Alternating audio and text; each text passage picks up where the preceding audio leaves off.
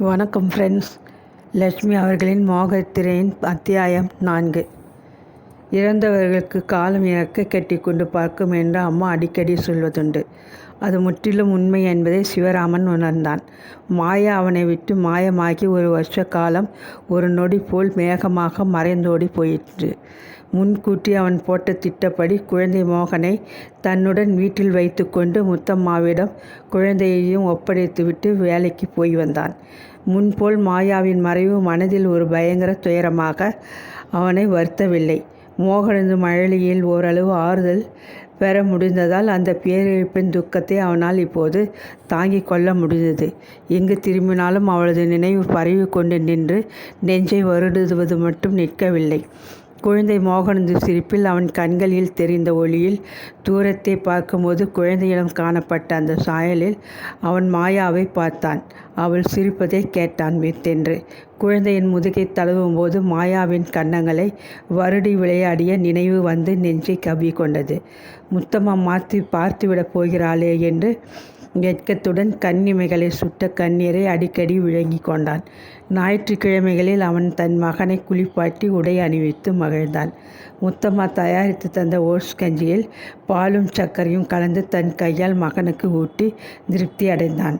காலை டிஃபனுக்கு பின் காரில் மகனை பக்கத்தில் உட்கார வைத்து கொண்டு கடற்கரை, கடை வீதி முதலிய இடங்களில் மெல்ல ஓட்டி சென்று அவனுக்கு வேடிக்கை காட்டினான். குழந்தை கேட்கும் முன் வயிற்றை அழுத்தினால் கிரியச்சிடும் நாய், பூனை பொம்மைகளை வாங்கி கொடுத்து அவனை உற்சாகப்படுத்தினான். சாப்பாட்டு அறை சுவரிலே தொங்கிய படத்தை சுட்டி காட்டி அம்மா என்று குழந்தை மகிழ்ச்சியுடன் கூவிய போதுதான் மனம் கலங்கி போனான். மாயாவினால் வெறுமையாகிவிட்ட ஒரு ஸ்தானத்தை, அம்மா என்ற இடத்தை அவனால் நிரப்ப முடியுமா? குழந்தை வளர்ந்து பெரியவனான பின் தன் அம்மா இறந்து போன விதத்தை கேள்விப்பட்டால் அந்த பிஞ்சு மனத்தில் என்ன விதமான பாதிப்புகள் ஏற்படுமோ என்று எண்ணி தன்னுள்ளேயே தவித்தான்.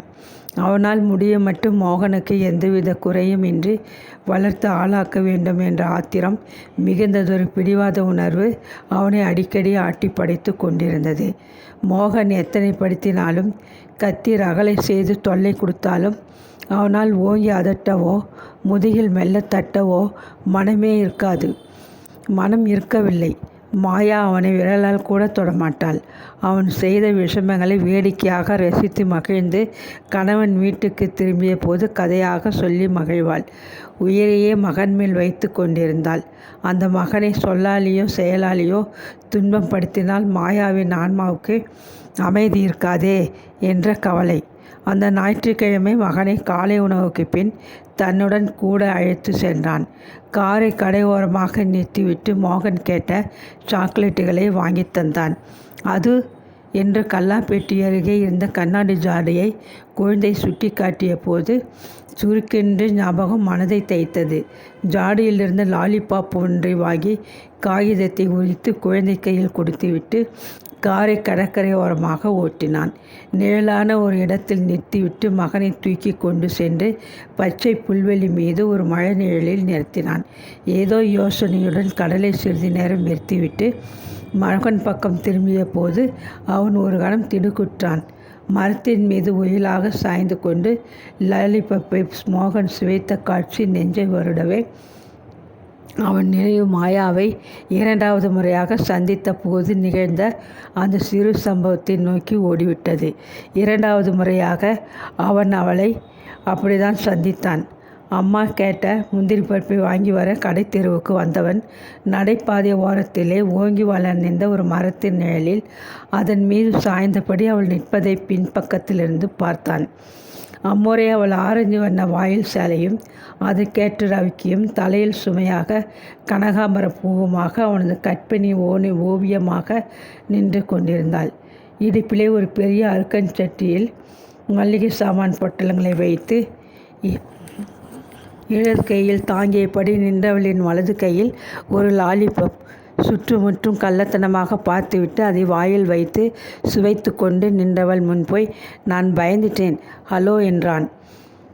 அவள் திடுக்கிட்டு அதை கீழே போட்டு விடுவாள் என்று நம்பியவன் ஏமாந்து போனான். உங்களுக்கு ஒன்று வேணுமா என் அண்ணன் குழந்தைகளுக்கு வாங்கினேன் என்று சிரித்தபடி அவள் அதை மேலும் ருசித்து கொண்டிருந்த போது அந்த முகத்திலே தெரிந்த குழந்தைத்தனம், கபடமற்ற சிரிப்பு எல்லாம் அப்படியே அவனை கவர்ந்து கொண்டு விட்டன. என்னையும் குழந்தையாக்க பார்க்கிறீங்களா? பேஷ் சிரித்தான். லாலிபப் சாப்பிட்டால் குழந்தை ஆயிட மாட்டோம். குழந்தைகள் இதை ஏன் ரசித்து சாப்பிட்றாங்கன்னு டெஸ்ட் பண்ணி பார்த்துட்டிருக்கேன் என்று உங்களுக்கு தோணலையா மிஸ்டர் சிவராமன்? அட பரவாயில்லையே, என் பேர் தெரிஞ்சிருக்கே. உங்கள் பேர்? உங்கள் அம்மா சொல்லலையா? என் பெயர் மாயா. என் அப்பா பேர் அம்மா பேர் என்னன்னு அடுத்த கேள்வி கேட்கறதுக்கு முன் நான் கிளம்புறேன். லாலிபாப் நெசமாக நன்னா இருக்குது. மறுபடியும் குழந்தையாகி இதை சாப்பிட மாட்டோமான்னு தான் தோணுது என்று கூறிவிட்டு மீதி துண்டத்தை வாயில் போட்டு நொறுக்கி கொண்டு பிடித்திருந்த குச்சியை வெட்டி எறிந்துவிட்டு எந்த விதமான போலித்தனமும் இன்றி புன்னகைத்தபடி கையை ஆட்டிவிட்டு நகர்ந்தாள். அதற்கு பின் அவன் தங்கியிருந்த அந்த சில நாட்களில் அவளை சில முறை சந்தித்து விட்டான், பேசிவிட்டான். கல்யாணத்தில் நிற்கிற அந்த பொண்ணோட பல்லை இழிச்சுண்டு என்ன பேச்சு வச்சிருக்கு? அம்மா ஒரு நாள் அதட்டினாள். கல்யாணத்துக்கு நானும் நிற்கிறேன், அதனால் பேசினேன். அசடு வழியாதே. அப்பா காதில் பட்டா தொம்முன்னு குதிப்பார். நன்றாக குதிக்கட்டும், அக்கறை இல்லை. எனக்கு மாயாவை ரொம்ப பிடிச்சிருக்குமா? அடப்பாவி, உனக்காக உன் மின்வெட்டாத்து பெண் ஜாதகத்தை வாங்கி பார்த்து திருப்தியாகி அப்பா வரதட்சணை சீரெல்லாம் பேசி முடித்து வச்சுருக்கார். இப்போ லீவு எடுத்துகிட்டு வந்திருக்க. பொண்ணை பார்த்துடலாம் முடிச்சிடலாம்னு அப்பா அவர்களுக்கு வாக்கு கொடுத்துருக்கிறார். நான் மாயாவை கல்யாணம் பண்ணிக்கிறதா மனதிற்குள் நிச்சயம் பண்ணி கொண்டு விட்டேன். அப்பாவுக்கு விஷயம் தெரிந்ததும் வீடு இரண்டுபட்டது. ஆனால் அவன் ஒரே பிடிவாதமாக இருந்தான். அவர்களது திருமணம் பெற்றோர்களின் மனத்தாங்கலில் ஏதோ ஒரு துயரச் சம்பவம் போல்தான் நடந்தது. ஒரு சமயம் அதனால்தான் அவனுக்கு அப்படிப்பட்டதொரு இழப்பு ஏற்பட்டு வாழ்க்கை முழுவதும் துயரமாகி விட்டதோ? அப்பா என்று கொஞ்சிய குழந்தையின் வாயில் வழிந்த எச்சிலை தன் கைக்குட்டையால் துடைத்துவிட்டு லாலிபாப் கரைந்து போனதும் கையில் வீணாக பிடித்திருந்த குச்சியை வாங்கி தூர எறிந்துவிட்டு தூக்கி மார்புடன் அணைத்து கொண்டான். அப்பா, உன்னை எனக்கு பிடிக்கிறது என்று கொஞ்சிய மகனின் குண்டு கன்னங்கள் தன் தாடைகளை அழுத்திய போது மெய் செலுத்து போனான். மாயாவின் நினைவு மிருதுவான பட்டு போல நெஞ்சை வருடியது. மோகனது உருவில் எங்கேயோ அவளது உயிர் துடிப்பின் ஒரு சிறு துளியாக ஒளிந்து கொண்டிருக்கும் மாயாவை அவன் எப்படிதான் மறப்பான்? மாயா, உன்னை நான் மறக்க மாட்டேன். உன் நினைவுக்காக வாழ்வேன். உன் பிள்ளையை நான் பத்திரமா பார்த்துப்பேன். கவலைப்படாதே. தனக்குள்ளே முணங்கியவன் தாங்க முடியாது குழந்தை அணைத்து கொண்டு வெம்மி விட்டான். எப்பொழுதாவது இப்படி உணர்ச்சி சமுத்திரமாக பொங்கி வரும்போது இன்னமும் அவன் அழதான் செய்தான். பச்சை குழந்தையைப் போல அவள் மறைந்ததற்கு சில நாட்களுக்கு முன்னர் குளிரும் ஜுரமுமாக அவன் அலுவலகத்திலிருந்து திரும்பிவிட்டிருந்தான். உடல் உபாதைகளை சகிக்க முடியாத ஒரு பிறவி அவன். சின்ன வயதில் பச்சை மாங்காயை தின்றுவிட்டு வயிற்று வலியுடன் அம்மா மடியில் படுத்து அழுத குழந்தை அவன். அம்மா முந்தானியே அதிகமாக பிடித்து பழகி வளர்ந்துவிட்ட அம்மா கோண்டு. தலைவலியை தாங்க முடியாது படுக்கையிலே புரண்டான். சூடான காப்பியையும் தலைவலி மாத்திரைகளையும் எடுத்துக்கொண்டு படுக்கை ஓரத்தில் வந்து உட்கார்ந்த மாயா பக்கென்று சிரித்து விட்டாள். இந்தாங்க, வாயை திறங்க. 2 மாத்திரையை ஒரு வாய் காப்பியோடு முழுங்கிடுங்கோ. 10 நிமிஷத்திலே வலி மறைஞ்சு போகும். தலைவலி மாத்திரைக்கு நீ விளம்பரம் செய்கிறியா? முனகியபடி எழுந்து உட்கார்ந்தான். வேடிக்கை இது. இப்படியா ஒரு தலைவலிக்கு கண் கலங்கி பேசுவா? குழந்தை மோகனுக்கு அடுத்தபடி வீட்டில் நீங்கள் ஒரு குழந்தை. பெரிய ஆஃபீஸர்னு இப்போது உங்களை பார்த்தா யாரும் நம்ப மாட்டான். செல்லமாக சினுங்கியபடி ஜுவாலியை எடுத்து அவனது கண்களில் தழும்பிய நீரை ஊற்றினாள். அப்படிதான் வச்சுக்கையன். தலைவலி தாங்க முடியாத குழந்தை நான். லாலிபாப்பை நடைபாதையில் தின்னு நின்ற நீ ஒரு குழந்தை. எனக்கு நீ ஒரு குழந்தை, உனக்கு நான் குழந்தை, நமக்கு மோகன் ஒரு குழந்தை. அன்று காலை வேலைக்கு போகும் முன் விளையாட்டாக கேட்டானே, இன்னும் 2 மாதத்திலே பிறந்த வீட்டுக்கு போய்விடுவே இல்லையா? இந்த ராமன் இருக்கும் இடம்தான் சீதைக்கு அயோத்தி. மோகன் பிரசவத்துக்கு பிறந்த வீட்டுக்கு பிறந்த வீட்டுக்கா போனேன், உங்களை விட்டு ஒரு நிமிஷமும் போக மாட்டேன் என்று காலையில் உறுதிமொழி அளித்தவள் அதற்கு பின் 48 மணி நேரத்திலே போய்விட்டாளே. சிறிது நேரம் கழித்து அவன் குழந்தை மோகனுடன் வீட்டிற்கு திரும்பிய போது வெளியே புறப்பட ஆயத்தமாக முத்தம்மா காணப்பட்டாள். இன்னைக்கு மட்டும் மன்னிச்சுக்கோங்க, ஒரு விபரீதம் நேர்ந்துருச்சு, நான் போய் உதவியாகணும் வென்று விழுங்கினாள். என்ன சங்கதி? மௌனமாக அவளை நிமிர்ந்து பார்த்தான் அவன். திருவான்மையிற்கு நான் உடனே போயாகணும். அங்கே என் மாமன் மருமகள் செத்து போயிட்டாள்னு துக்க செய்தி வந்திருக்கு. சாப்பாடெல்லாம் தயார் செய்து சூடாறாமல் இருக்க அந்த டப்பாக்குள்ளே வச்சிருக்கிறேன். சாதாரண சாவுன்னா எடுத்ததும் தலை முழுகிட்டு வந்துடுவேன். இது கோளாறான சங்கதி என்றவள் நாக்கை கடித்து கொண்டாள். உடம்புக்கு காய்ச்சல் வந்து போயிட்டாலாமா? ரொம்ப வயசோ?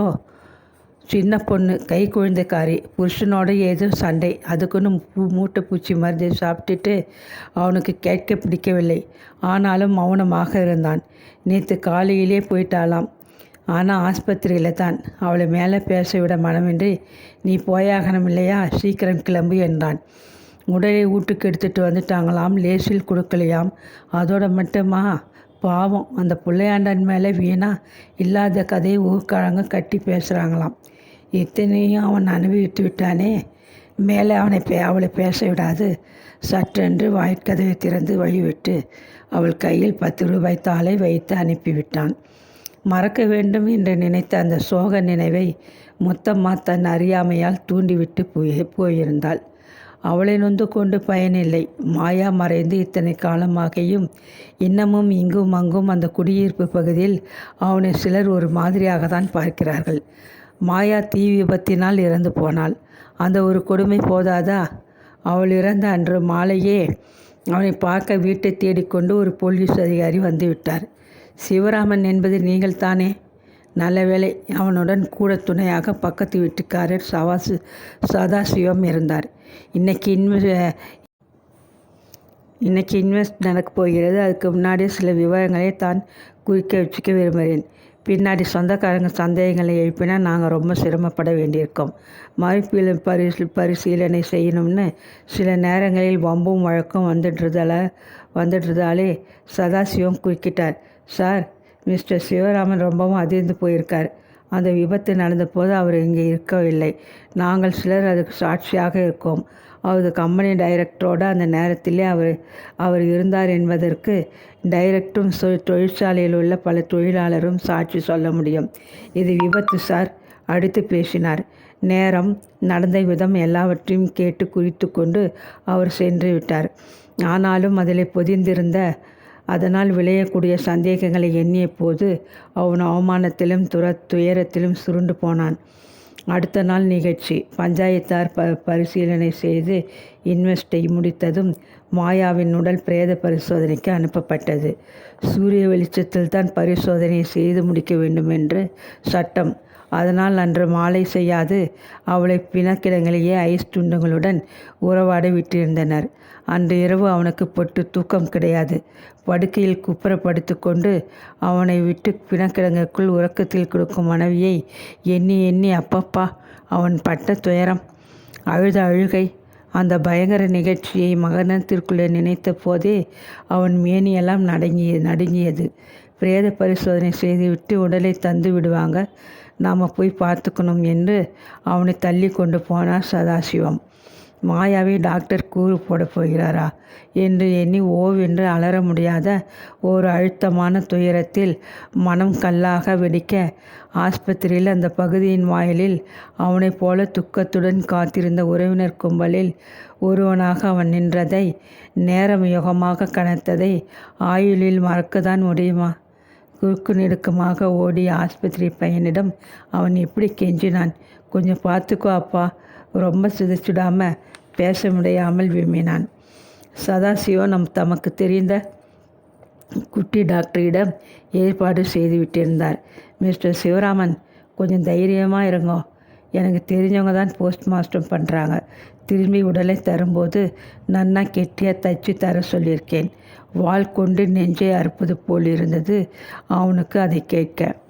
கடைசியாக அவர் சொன்னது தான் மகத்தானதொரு அதிர்ச்சியை அவனுக்கு தந்தது.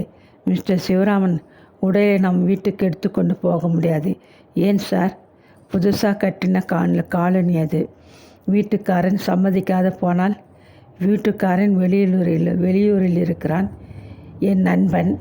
இல்லை சார், காலனியை ஒட்டுமொத்தமாக மேற்பார்வையிடுகிற பி பிளாக் மாடிக்காரர் முன்னாடியே என்கிட்ட எச்சரித்தார். குழந்தைகளும் பெண்களும் வசிக்கிற இடம். முதலாக இப்படி ஒரு சாவி அங்கேருந்து எடுக்கக்கூடாதுன்னு மறுப்பு தெரிவிக்கிறார். அதனாலே நேராக கிருஷ்ணாமேட்டிக்கு எடுத்துட்டு போக ஏற்பாடு செய்திருக்கிறேன். 2 நாள் முன்னர் விபத்து நடப்பதற்கு சில நொடிகள் வரை தன் வீடு தன் பொருள்கள் என்று வாழ்ந்த அவனது ஆசை மனைவிக்கு இறந்ததும் ஒரு துளியளவு இடம் இல்லாமல் போயிட்டு. என்ன அநியாயம்! நான் சும்மா குடியிருக்கவில்லை, வாடகை கொடுக்கிறேன்.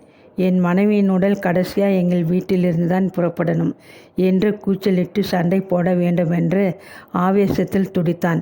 எனக்கு உங்கள் சென்டிமெண்ட் புரிகிறது சார், ஆனால் மற்றவா ஒத்துக்கணுமே. சதாசிவம் முதுகை தொட்டபோது அவன் கண்கள் கண்ணீரை கொட்டின. கொஞ்ச நாள் பொறுமாயா, லோனுக்கு அப்ளை பண்ணி அடையாறு பக்கமாக சமுத்திர கரையோரம் ஒரு சின்ன இடம் வாங்கி நமக்குன்னு ஒரு வீடு கட்டி கொண்டு விடுவோம் என்று சொல்லியிருந்தான். அவர்களுக்கென்று ஒரு இடம் சொந்தத்தில் இல்லாததால் மாயா அவனிடமிருந்து மார்ச்சுவலிருந்தே விடை பெற்று கொள்ள வேண்டியிருந்தது. அதனால் ஏற்பட்ட நெஞ்சி வலியை அவன் சற்றென்று மறக்கத்தான் இயலுமா? முத்தம்மாவின் சொந்தக்காரிக்கு இருந்ததொரு பாக்கியம், சொந்த வீட்டிலிருந்து சுடுகாட்டுக்கு புறப்பட இருந்த ஒரு தகுதி அவனது ஆசை மனைவிக்கு இல்லையே. உணர்ச்சியின் கொந்தளிப்பை தாங்க முடியாது, அந்த சோக நினைவின் அழுத்தமான அடியை பொறுக்க முடியாது தொப்பென்று ஒரு சோஃபாவில் சரிந்து கொண்டான்.